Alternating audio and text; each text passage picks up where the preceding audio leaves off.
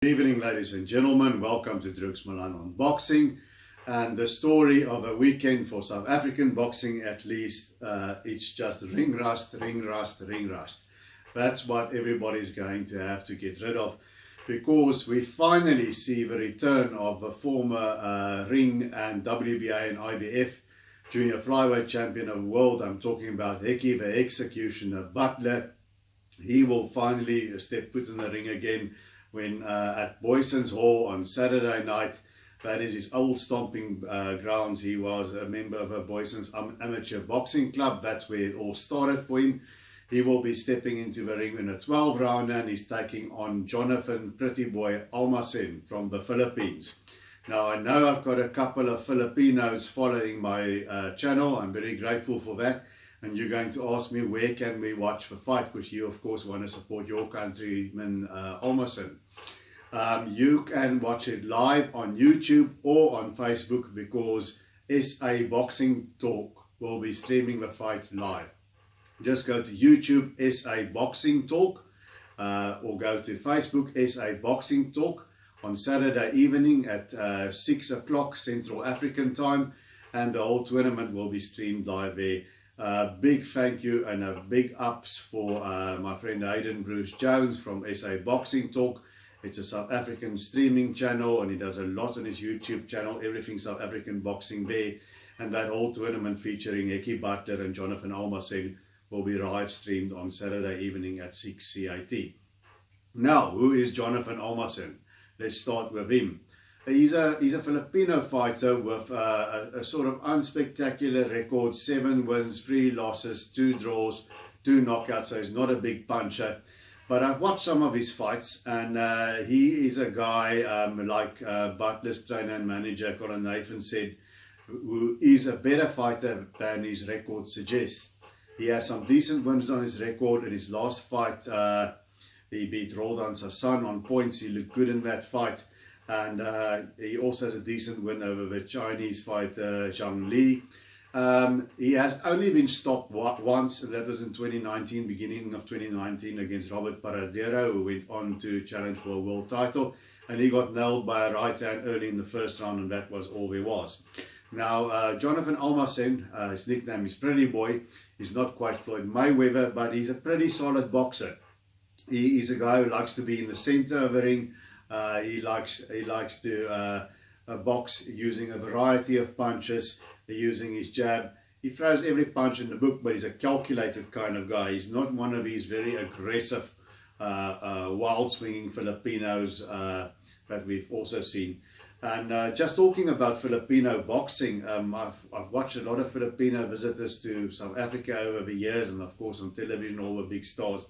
Now, outside of a very big Filipino names like obviously Manny Pacquiao, Nonito Donaire, Tony Nietes, John Riel Casimiro, those guys, apart from them, I think the quality of your average Filipino fighter, certainly the ones visiting our show here, has improved quite a bit over the years. These guys like Jonathan Almacen, the guys that are not world famous or world champions, but sort of just the tier below that, the quality is quite good.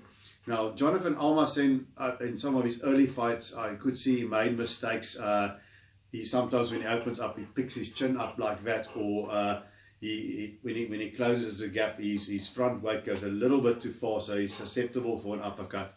But if I looked at his last fight against Roldan Sasson, he didn't make those mistakes. He seemed to have improved in fight after fight. But he can be hit. He's not a guy who moves his head all the time. His head is fairly stationary, and he can be hit, especially with the right hands. And Hekkie Budler can throw a good right hand when he wants to, even though himself is not a big puncher. The thing of Hekkie Budler now, it's very hard to say. He's been inactive for more than 2 years. The last time he fought, he lost his world titles against Hiroto Kyoguchi in Macau, and that was in December of 2018. So it's a long period of inactivity. We don't know which Hekkie is going to show up. He's had a lot of good sparring there for Hotbox Gym. Of course, he's a stablemate of former IBF flyweight champion Moriti Mtalane. and Simpiwe Konto, who's also on the ball. So how will that 2 years plus of inactivity affect him? He's achieved a lot in his career, 2-weight world champion, but if he is suddenly just a shell of his former self and like 40 or 50%, Almacen is the kind of guy who will beat Hekkie Budler and cause a big upset. But he's far more experienced than Almacen. Almacen's got everything to win and nothing to lose. Hekkie Budler, everything is on the line. He has to win on Saturday to keep his career alive. Him and his manager, trainer Colin Nathan, they feel he's got another world title left in him. They want to target one of the champions there, 108 pounds, Ken Shiro, or perhaps not 108 pounds, I beg your pardon. Yes, it is 108 pounds, sorry, junior flyweight, Ken Shiro or Alvin Soto.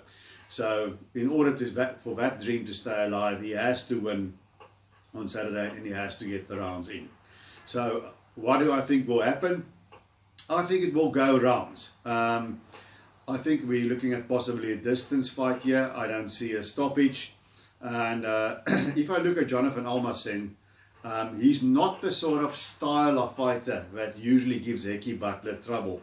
The guys that beat Hekkie Budler are usually the steady, hard-charging pressure fighters that have power, you know, that can hit hard and keep coming forward and sort of eventually overwhelm him, like keep him uncomfortable. I don't think Hekkie fights too well off a back foot all the time. He's a boxer, but he's an aggressive sort of boxer. He likes to attack in spurts and use the angles. So I think Jonathan Almacen is not that kind of pressure fighter. So very few guys have outboxed Hekkie Budler.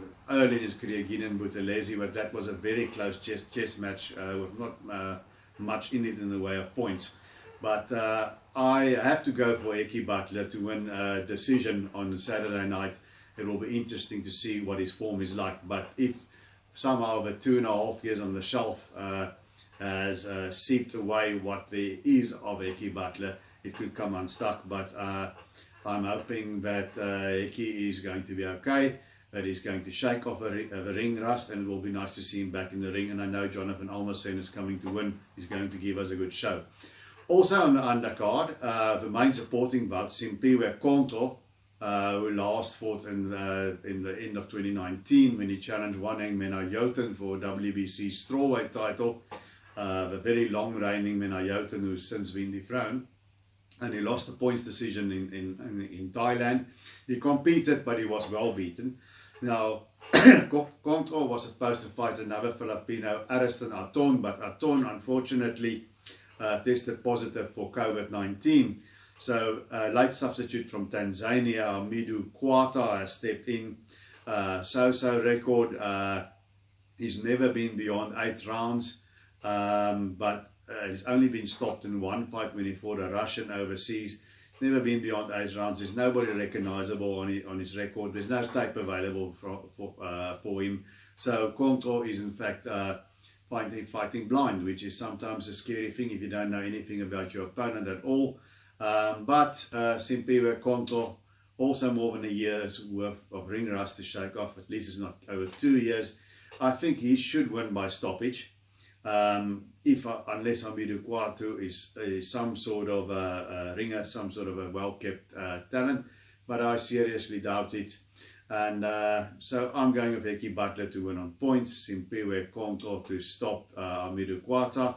And then we also have a return of female South African junior welterweight champion, Ida Volmerans. She'll be back in action against Raider Muleba.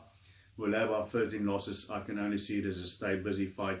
And the return of Tristan Tritter, who's coming off the back of 2 stoppage losses in the 4 War tournament. Touch and go against Boyd Allen. Got overwhelmed by Rourke Knapp in the other fight. And he's since moved to the hot box gym, Colin Nathan. So it will be interesting to see if the change in camps can affect a gear change in Tristan Tritter. I always thought he's a good boxer. He'll do his best when he's boxing, jabbing and boxing from a distance, because he's a really tall kid. but unfortunately he likes to exchange and he likes to slug, and that's when he gets into trouble. So let's see if I could mold him into more of a boxer. So that's also what we'll be seeing on Saturday night. So guys, if you watch this far, please give the channel a like and please give it a subscribe. You might as well by now. I would greatly appreciate it, and remember to tune in on Saturday night, 1800 Central African time on YouTube or Facebook to SA Boxing Talk, and the fights will be streaming live from there, and you guys in the Philippines can watch as well. And until we see each other again, remember to keep those gloves up.